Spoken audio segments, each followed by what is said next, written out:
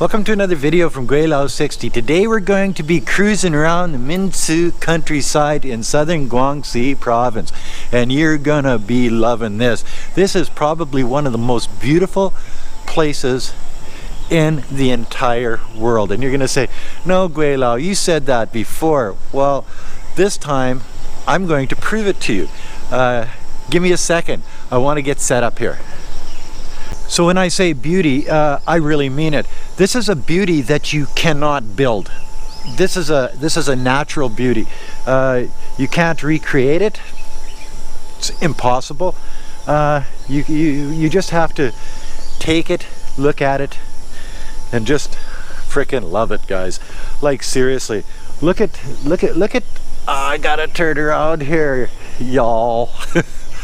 Like seriously. How's that? Like seriously, how's that for a beautiful backdrop? This is where we're going to be running around in this area. Yeah, all day long. We're gonna see how much beauty we can find. See, it's beauty like this that actually didn't bring me to China, but has kept me here. Back when I started doing YouTube videos, one of the reasons I started doing YouTube videos is my dad, 80-some years old, he says, you know, as I said before, what you doing in China, boy? You know, it's a communist country. That's basically a shithole. Well, I tried to explain it to him that, you know, China wasn't the way people portrayed it. China was different. China had many layers, sort of like an onion, like Shrek, eh? But the thing is that I couldn't explain it to him well enough for him to understand, and so I started making videos, and this is basically one of the reasons why I started making videos for my dad to understand China. Because how can you explain this?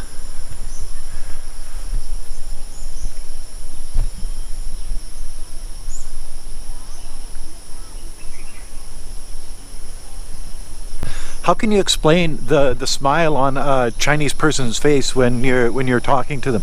How can you explain you know, children playing in a small country village? How can you explain a fisherman with a cormorant and on a bamboo raft on the Li River in Guilin, Yangshuo? How can you explain the beauty of the karst mountains? How can you explain, you know what I mean? And you can't. You can explain away the cities. Oh, they've got high rises, they've got subways, they've got high-speed trains, they've got airplanes, they've got, you know, all of those things. You can explain that. But how do you explain a small temple in a backwoods area like this? Like this.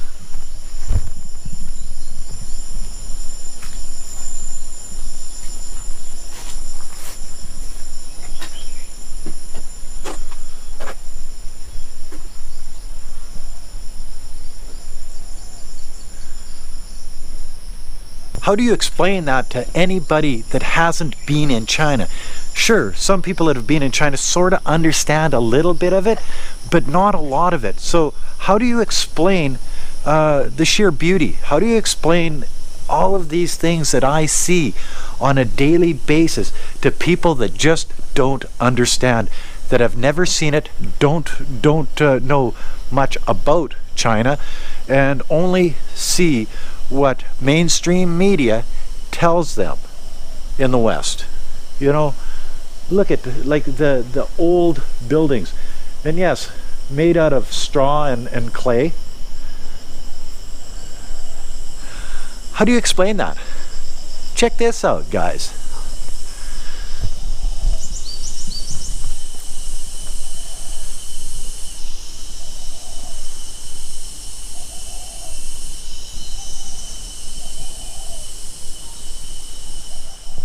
How do you explain China to a world that doesn't want to listen? How do you explain China to a world that already has made up its mind that China is somehow bad, and the people in China are somehow bad, and the communist government in China is somehow bad. It just doesn't make sense to me. If it was so bad, would they have places like this in China? Places for tourists to come, spend their time, relax, drink beer, sure, eat amazing foods, hang out, walk the paths. This, my friends, is China, parts unknown.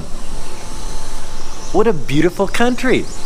Go figure. What, you know, if all those haters would come to a place like this in China, eat, drink, and be merry, look at the beauty, look at the people, look at everything around them, they would say, oh, I didn't think China was like that, and China is like this, and it has been, and it will be in the future. Is life in China difficult for some people? Definitely.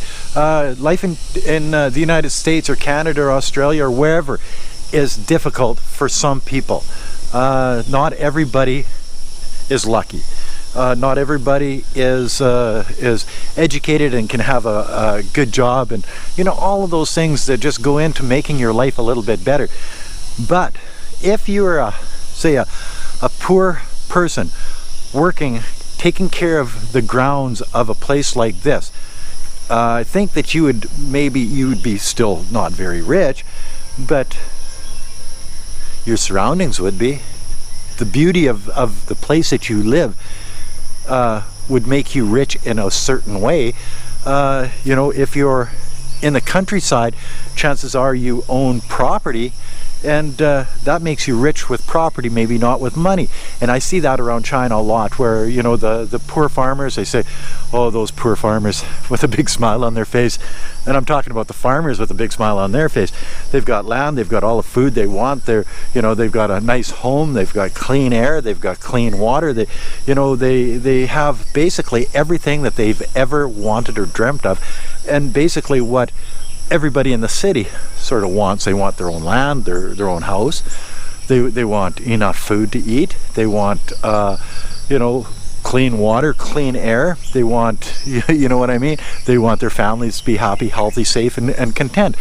When you get your priorities straight and you get into a place like China, and basically China is that type of place where they have their priorities straight.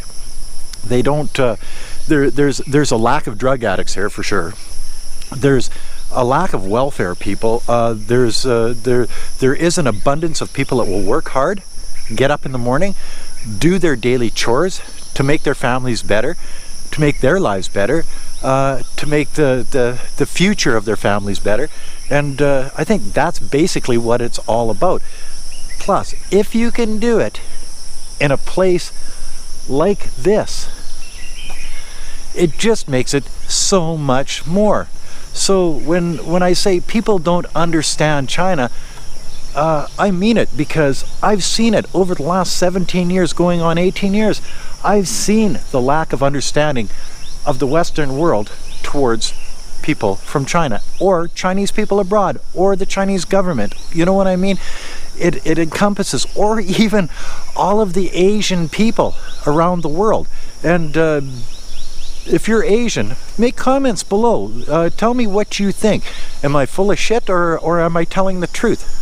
So when I see this amazing country and show you this amazing country, it sort of makes me feel happy when people acknowledge that, oh, I didn't know China was like that. Oh, that's amazing. You've changed my mind on China. I want to travel to China. I want to come and see your China, Gweilo 60. I want to experience some of the things that you experience. And if you do that and comment on my channel, that's what makes this all worthwhile for me. These parts unknown videos that I've been doing around Guangxi province basically lately, I'm going to start doing more of this kind of stuff. Because people should be aware of the parts unknown here in mainland China. the places that are off the beaten path, the places that you as a foreigner or maybe even as a Chinese person had no idea they even existed. You know, so I'm going to be doing a lot more traveling and playing and stuff like this. It's just one of those things that I enjoy immensely, looking at the beauty of the world type thing. So anyway, if you're interested in that, just stay tuned to Gweilo 60's channel. Anyway, that's another video from Gweilo 60. If you like this video, you know the score. Like, comment, subscribe, push that share button, hit the bell, resubscribe. Do all of those things right now. Okay, you're done? All right, now, never forget to put a couple dollars on the Children's Patreon account. It's for a good cause. Poor rural Chinese children, they just need a helping hand. Thanks for watching. Bye now.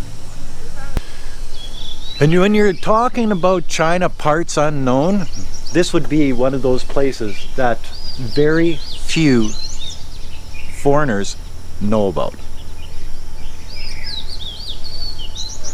China, parts unknown.